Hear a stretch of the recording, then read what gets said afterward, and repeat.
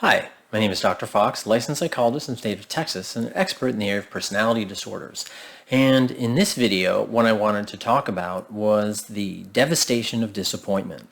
And I think the concept of disappointment is very intense for a lot of individuals, particularly those along the BPD spectrum. And I've noticed that with a lot of folks, and particularly with my clients, is that when they encounter this sense of disappointment, it causes them to fall into this downward spiral. And in this video, what I wanted to do is talk about the devastation of disappointment. And then we're going to talk about how to manage it, how to deal with it, and ways that you can empower yourself to confront it, control it, and hopefully overcome it. So let's get started. And please don't forget, like, share, and subscribe.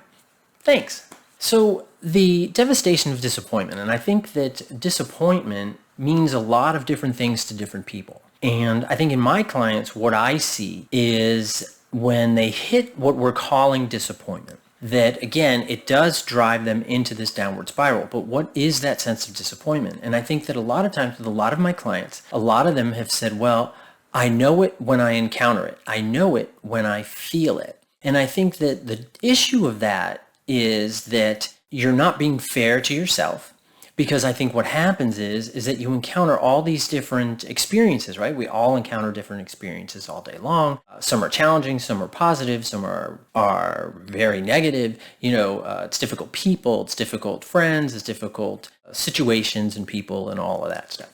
And I think that what happens is that when something is negative, that then you say, oh, and that's that concept of disappointment, but it's ill-defined. And I think that particularly, that's sort of that instantaneous sense of disappointment, right? Is that you're kind of going along, something hits you, doesn't go the way you want it to at that time.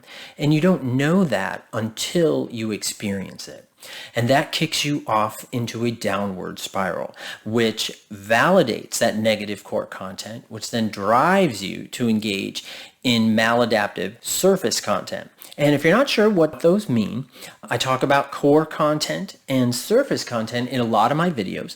So if you want to go back and just kind of check those out, and that'll give you a better conceptualization of what I mean when I talk about core content and surface content. But again, this concept of disappointment is that it's like the rug being ripped out from under you, and you didn't even know you were standing on a rug. That's that instantaneous hit of, oh my God, I could be left alone, abandonment. Oh my God, I feel so empty and hollow inside, emptiness. Oh my God, no one notices me, invisibility. All of these other things, these are those core content areas that get activated. Then to manage it, you engage in these surface content maladaptive behaviors instead of adaptive behaviors. Now, disappointment can be in people, right? I experience that with a lot of my clients. A lot of times, therapy is not just an upward trend of success.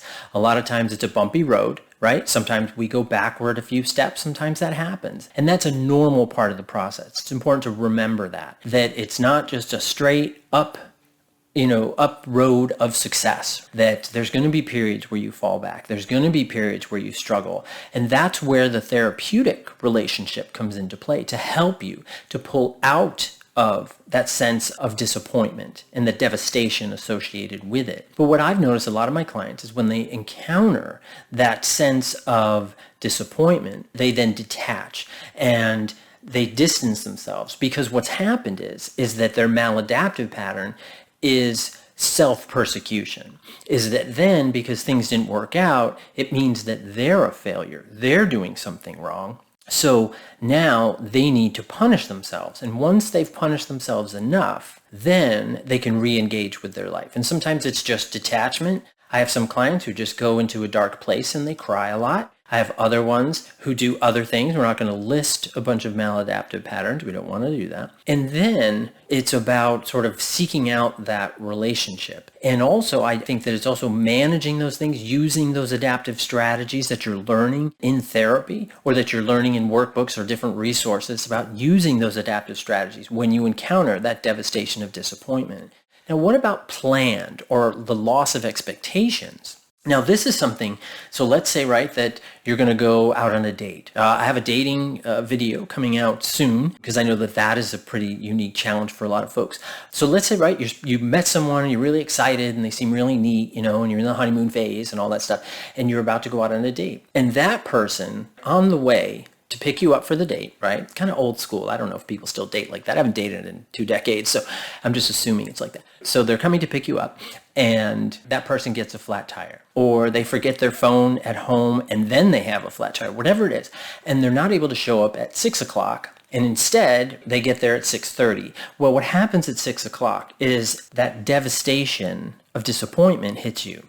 Then that kind of gives voice to those negative core content components that start saying, see, he or she seemed really nice, but they don't really care about you, right? They know you're not important. They know that you're irrelevant. They know that you're secretly dirty, broken, hurt inside, all this other stuff. And it gives this voice, this intense voice to your negative core content. And what the adaptive strategies do is help you to push back on that before you engage in the maladaptive patterns. Catch that voice, catch it. It's like lightning bugs, right? If you ever caught lightning bugs. So, I grew up in New York, so we have lightning bugs there. And you can catch them and you put them in the bottle, right? And you put the top on the bottle, and you poke holes in it because you want the lightning bugs to breathe.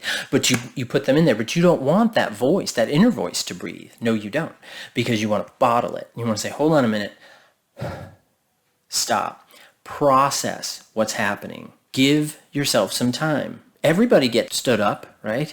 And it's not the end of the world. But in our scenario, you don't. They're just showing up late, right? Their phone's out of battery, their car, had a flat tire, whatever it is, but they're late. But see, that gave that power and that voice and that devastation to disappointment, just amplified that voice, made it so, so strong. And what you need to do is you need to stop. Breathing is so, so important. With a lot of my clients that have trouble breathing, we do a lot with the essential oils. And I'm not saying essential oils make everything okay. I know some of my clients are like, what?